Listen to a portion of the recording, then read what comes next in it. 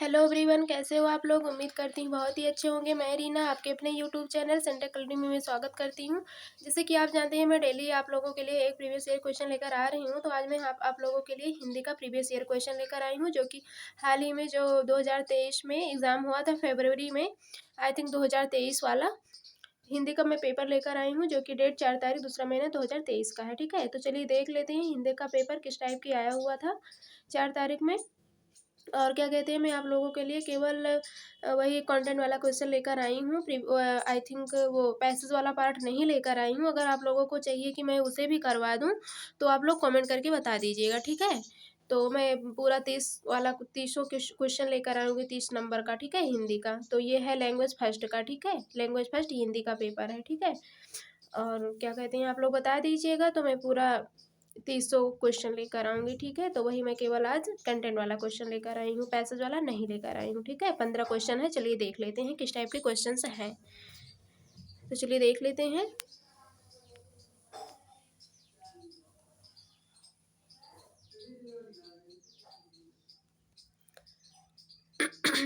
तो इसमें पहला क्वेश्चन पूछा गया है, तो मैं आप लोगों को तो पहले ही बता दी कि मैं पैसेज वाला पार्ट नहीं लेकर आई हूँ। तो केवल यही 15 क्वेश्चन हैं, वही कंटेंट वाला, ठीक है।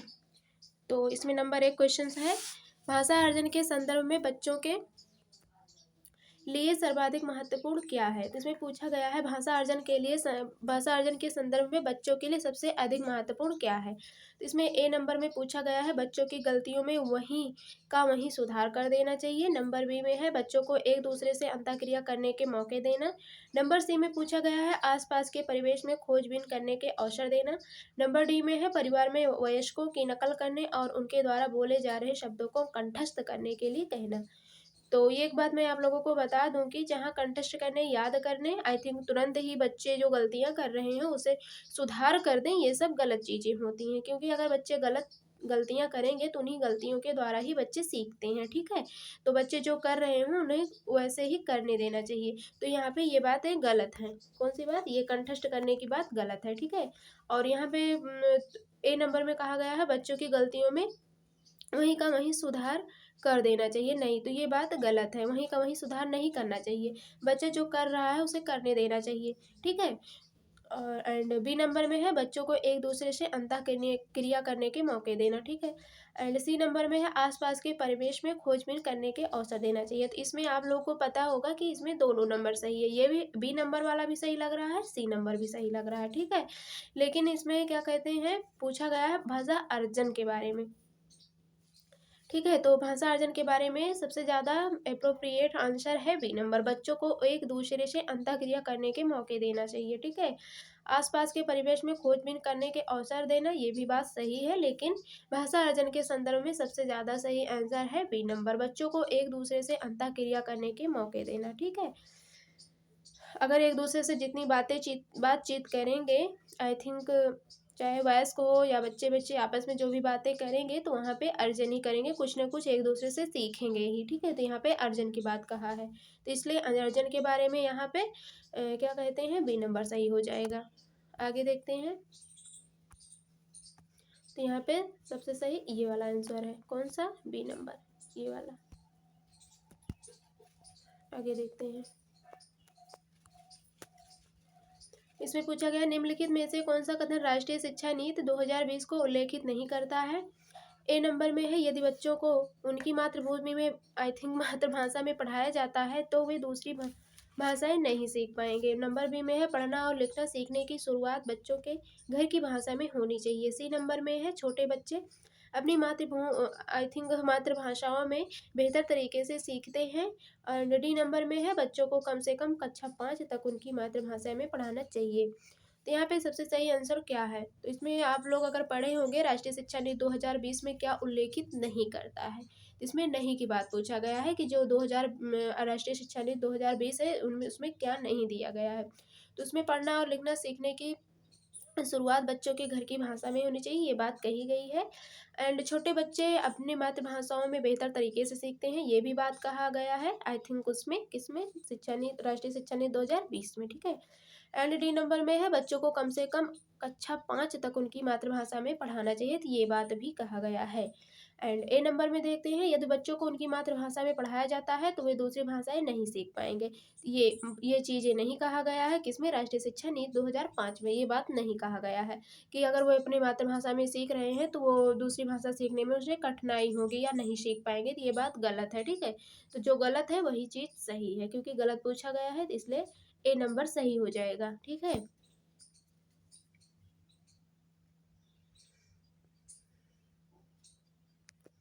तो यहाँ पे ए नंबर सही हो जाएगा। नॉम चॉम्स्की का इस बात में दृढ़ विश्वास था कि वे व्याकरण के सहजात ज्ञान के साथ जन्म लेते हैं, सहजात ज्ञान के साथ जन्म लेते हैं, जो ए नंबर में है कुछ भाषाओं के अर्जन का आधार बनता है, बी नंबर में है सभी भाषाओं के अर्जन का आधार बनता है, सी नंबर में है कुछ भाषाओं के अधिगम का आधार बनता है, डी नंबर में है सभी भाषाओं के अधिगम का आधार बनता है। तो इसमें नॉम चॉम्स्की क्या कहते थे, सभी भाषाओं के अर्जन का आधार बनता है। ये नहीं कहा गया है कि अगर व्याकरण सहजात ज्ञान के साथ जन्म लेते हैं तो कुछ ही भाषाएं सीख पाएंगे, कुछ भाषाओं के अधिगम का आधार ही बनता, सभी भाषाओं के अधिगम का आधार बनता। तो इसमें ये बात नहीं है, वो सभी भाषाएं अर्जन कर सकते हैं चाहे जो भाषा हो। ठीक है, तो यहाँ पे बी नंबर सही हो जाएगा। एंड 9 नंबर, आई थिंक जो भी कौन सा नंबर था, 5वां 6वां जो भी हो, सही विराम वाला घात और स्वर शैली का विकास एवं संवर्धन करने के लिए कौन सा विकल्प सर्वाधिक उपयुक्त है। तो सर्वाधिक उपयुक्त विकल्प कौन सा है, सही विराम और वलाघात और स्वर शैली का विकास एवं संवर्धन करने के लिए कौन सा विकल्प सर्वाधिक क्या कहते हैं उपयुक्त है। तो इसमें कौन सा सर्वाधिक उपयुक्त है, बोधगम्यता होगा, पठन होगा कि लेखन होगा, मौखिक अभिव्यक्ति होगी। तो इसमें मौखिक अभिव्यक्ति होगी, क्योंकि जो मौखिक अभिव्यक्ति होगी उसमें जो भी बच्चा मतलब बोलेगा वो मतलब उसके मन में जो भी आएगा वो बोल सकता है, अपने अंदर की सारी चीज़ों को अभिव्यक्त कर सकता है, तो इसलिए यहाँ पे बी नंबर सही हो जाएगा।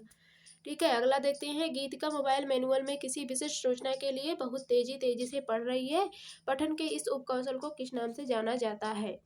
बहुत तेजी से पढ़ रही है गीतिका है, वो अपने मोबाइल में क्या कहते हैं विशिष्ट सूचना के लिए तेजी से पढ़ रही है।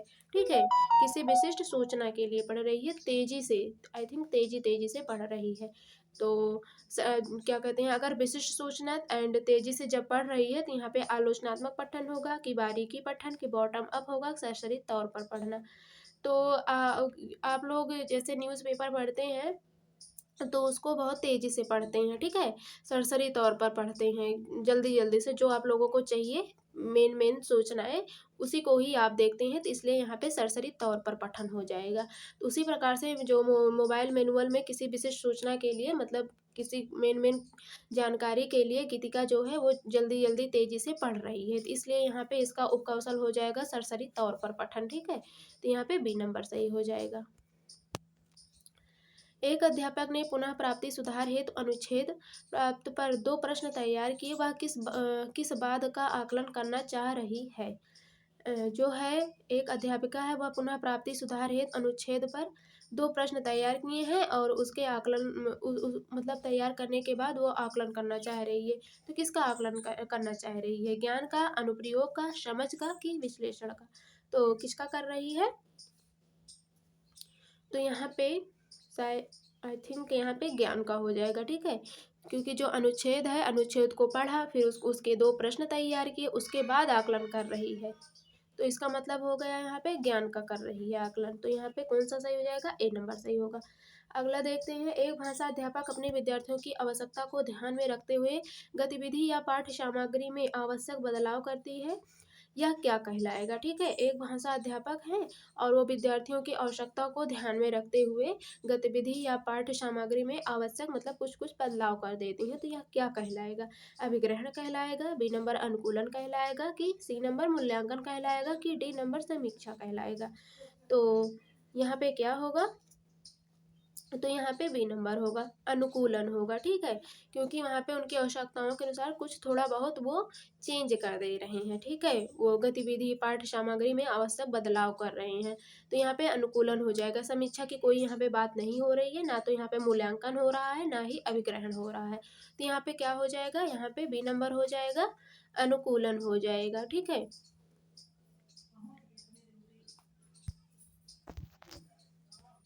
अगला देखते हैं, एक अध्यापक होने के नाते आप कक्षा में विद्यार्थियों के बीच अंतःक्रिया को सुगम बनाने और प्रोत्साहित करने के लिए क्या कदम उठाएंगे। तो यहाँ पे ए नंबर है, विद्यार्थियों को अधिक से अधिक प्रश्न पूछने के लिए प्रोत्साहित करेंगे।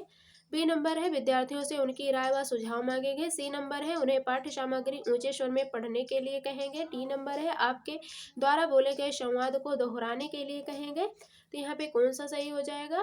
तो यहाँ पे अधिक से अधिक प्रश्न पूछने के लिए प्रोत्साहित करेंगे, ये कोई सही बात नहीं है कि अध्यापक क्या कहते हैं अधिक से अधिक प्रश्न पूछे बच्चों से, ठीक है। एंड बी नंबर है, विद्यार्थियों से उनकी राय व सुझाव मांगेंगे। हाँ, ये बात सही है कि विद्यार्थियों से, जो अध्यापक होंगे वो विद्यार्थियों से राय मांगेंगे, सुझाव मांगेंगे कि आप लोग क्या सोच रहे हो, क्या मतलब आई थिंक जो अंतःक्रिया हो रही है बीच में उस चीज के बारे में उनकी राय व सुझाव मांगेंगे। ओके। एंड सी नंबर में है, उन्हें पाठ्य सामग्री ऊंचे स्वर में पढ़ने के लिए कहेंगे। ये भी कोई अच्छी बात नहीं है, ठीक है। और डी नंबर देखते हैं, आपके द्वारा बोले गए संवाद को दोहराने के लिए कहेंगे। तो यहाँ पे दोहराने एंड याद करने ऐसी मतलब चीज़ों के लिए कोई मतलब यहाँ पे नहीं होगा इन चीज़ों को का। आई थिंक डी नंबर में आपके द्वारा बोले गए संवाद को दोहराने के लिए कहेंगे। तो दोहराने के लिए कोई अच्छी बात नहीं है कि उन्हें थोड़ा सा पढ़ा दिया गया या जो भी बातचीत हो रही है उसको दोहराने के लिए कहेंगे। तो यहाँ पे ये बात गलत होगी, ठीक है। तो सबसे सही अप्रोप्रिएट आंसर है इसमें बी नंबर, विद्यार्थियों से उनकी राय व सुझाव मांगेंगे। ओके। तो यहाँ पे कौन सा सही हो जाएगा, यहाँ पे बी नंबर सही होगा। आगे देखते हैं, शिक्षार्थियों को क्रम से रखे गए चित्रों के आधार पर कहानी कहने के लिए कहा गया और साथ ही अध्यापक द्वारा दिए गए रूब्रिक पर भी ध्यान देने के लिए कहा गया। यह गतिविधि शिक्षार्थियों में किस कौशल को सम्मिलित करेगी। ए नंबर में है श्रवण को, बी नंबर है वाचन, सी नंबर है पठन, डी नंबर है लेखन। तो यहाँ पे कौन सा सही हो जाएगा, क्योंकि इसमें कहा गया है चित्रों के आधार पर कहानी कहने के लिए कहा गया, आई थिंक बोल रहा है। साथ ही अध्यापक द्वारा दिए गए रूब्रिक पर भी ध्यान देने के लिए कहा गया। यह गतिविधि शिक्षार्थियों में किस कौशल को सम्मिलित करेगी। तो यहाँ पे सुन तो रहा ही है, पठन, लेखन, श्रवण, वाचन। तो यहाँ पे सबसे क्या होगा, सबसे सही आंसर यहाँ पे वाचन हो जाएगा, क्योंकि यहाँ पर बोलने की बात हो रही है, ठीक है। क्योंकि शिक्षार्थियों को क्रम में रखे गए चित्रों के आधार पर कहानी कहने के लिए कहा गया है एंड साथ ही अध्यापक द्वारा दिए गए रूब्रिक पर भी ध्यान देने के लिए कहा गया है। एंड इस गतिविधि में शिक्षार्थियों में वाचन कौशल को सम्मिलित करेगी, ठीक है, क्योंकि इस गतिविधि में वाचन कौशल होगा। ओके। तो यहाँ पे बी नंबर सही हो जाएगा। अध्यापक ने कक्षा में ऐसा परिवेश सृजित किया है जिसमें शिक्षार्थी वास्तविक जीवन से जुड़ा संप्रेषण, प्रमाणिक गतिविधियां, अर्थपूर्ण कार्य और बातचीत करने के विभिन्न अवसर प्राप्त करते हैं। अध्यापक किस विधि का अनुसरण कर रही है। तो यहाँ पे किस विधि का अनुसरण कर रही है, तो यहाँ पे बातचीत हो रहा है, ठीक है। अध्यापक ने कक्षा में एक ऐसा परिवेश बना दिया, आई थिंक एंड वास्तविक जीवन से जुड़ा भी है एंड संप्रेषण, प्रमाणिक गतिविधियां हैं, अर्थपूर्ण कार्य भी हो रहे हैं, बातचीत करने के विभिन्न अवसर प्राप्त करते हैं। अध्यापक किस विधि का अनुसरण कर रही है। तो ए नंबर है संप्रेषणात्मक भाषा शिक्षण विधि, बी नंबर है व्याकरण अनुवाद विधि, सी नंबर है सर्व भाषिक विधि एंड डी नंबर है विभिन्न दर्शन ग्राही elective Vidhi, I think elective Vidhi. Okay. तो यहाँ पे सबसे ज़्यादा सही आंसर है, सही क्या है, यही होगा, आई थिंक ए नंबर हो जाएगा, क्योंकि यहाँ पे संप्रेषण की बात कही गई है एंड वास्तविक जीवन से जुड़ा हुआ है एंड विभिन्न अवसर पर बातचीत कर रहे हैं। तो यहाँ पे संप्रेषणात्मक भाषा शिक्षण विधि होगी, क्योंकि जहाँ पर बोलने की एंड वास्तविक जीवन से बातचीत करने की विधि, बोलने की, आई थिंक जो भी ये सब विधियाँ हैं और इन चीज़ों को करने के अवसर प्राप्त हो रहे हैं, तो यहाँ पे संप्रेषणात्मक एंड भाषा शिक्षण विधि हो जाएगा। अगला देखते हैं, शिक्षार्थियों को शब्द संपदा की समझ देते हुए अध्यापक अर्थों के आधार पर शब्दों के समूह बनाती है, जैसे विद्यालय, कॉलेज, विश्वविद्यालय आदि। इस समूहीकरण को क्या कहेंगे। तो इस समूहीकरण को हम क्या कहेंगे, ध्वन्यात्मक समूहीकरण कहेंगे, बी नंबर व्याकरणात्मक समूहीकरण कहेंगे, सी नंबर अर्थ समूहीकरण कहेंगे एंड डी नंबर में है कोश विषयक समूहीकरण। तो यहाँ पे अर्थ विज्ञान समूहीकरण हो जाएगा, ठीक है, सी नंबर। क्यों हो जाएगा, क्योंकि शिक्षार्थियों को शब्द संपदा की समझ देते हुए अध्यापक अर्थों के आधार पर शब्दों के समूह बनाती है, जैसे विद्यालय है, कॉलेज है, आई थिंक विश्वविद्यालय है, ठीक है। एंड इन समूहीकरणों को अर्थ विज्ञान समूहीकरण कहेंगे, ठीक है, क्योंकि इनसे अर्थ बन रहा है, ठीक है। तो अर्थ की बात हो रही है, ठीक है, तो इसलिए यहाँ पे अर्थ विज्ञान समूहीकरण हो जाएगा। वह विधि जिसके माध्यम से अध्यापक बच्चों को जीवन के अनुभवों से जोड़ते हुए बुद्धिमत्ता के साथ मातृभाषा का उपयोग करता है, किस रूप में जानी जाती है? तो यहाँ पे किस रूप में जानी जाएगी? यहाँ पे ए नंबर में है बहुभाषिक विधि, बी नंबर में है द्विभाषिक विधि, सी नंबर में है व्याकरण अनुवाद विधि, डी नंबर में है प्रत्यक्ष विधि। तो यहाँ पे क्या हो जाएगा? यहाँ पे हो जाएगा बी नंबर द्विभाषिक विधि। क्यों हो जाएगा? क्योंकि यहाँ पर क्या कहते हैं, वह विधि जिसके माध्यम से अध्यापक बच्चों को जीवन के अनुभवों से जोड़ते हुए बुद्धिमत्ता के साथ मातृभाषा का उपयोग करता है, एंड इसी कारण यहाँ पे द्विभाषिक विधि हो जाएगा। ठीक है,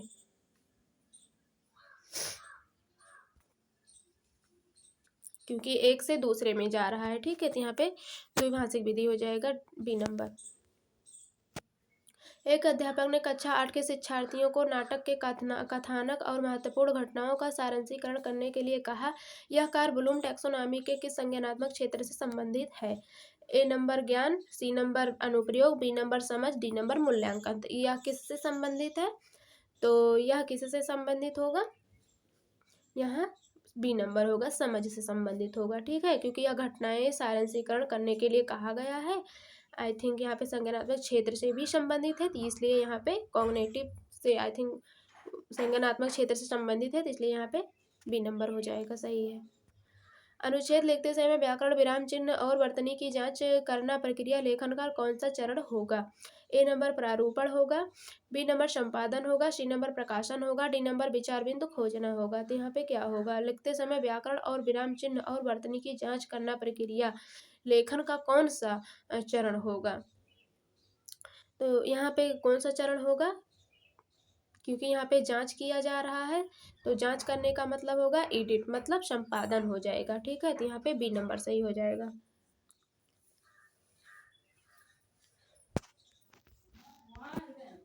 शिक्षण शास्त्रीय विधि के रूप में कथावाचन के बारे में कौन सा सही नहीं है?